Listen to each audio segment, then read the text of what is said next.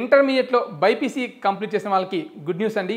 చాలామంది BiPC students computer science అనే course చేయాలి, అది కూడా ఆర్టిఫిషియల్ ఇంటెలిజెన్స్ మెషిన్ లెర్నింగ్ అనే కోర్స్ చేయాలనుకుంటూ ఉంటారు.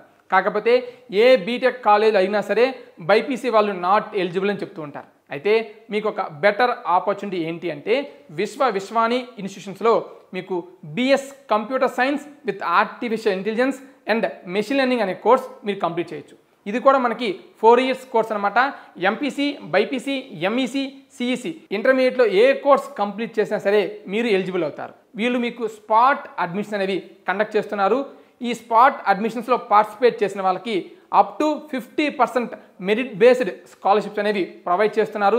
ఈ స్పాట్ అడ్మిషన్ డేట్స్ మరియు ఎక్కడ కండక్ట్ చేస్తున్నారు ఏంటి ఇలా పూర్తి వివరాలు తెలుసుకోవాలి అనుకున్నట్లయితే ఇక్కడ కనిపిస్తున్న నెంబర్కి కాంటాక్ట్ చేయండి. వీళ్ళు మీకు కంప్లీట్ డీటెయిల్స్ అనేవి ప్రొవైడ్ చేస్తారు.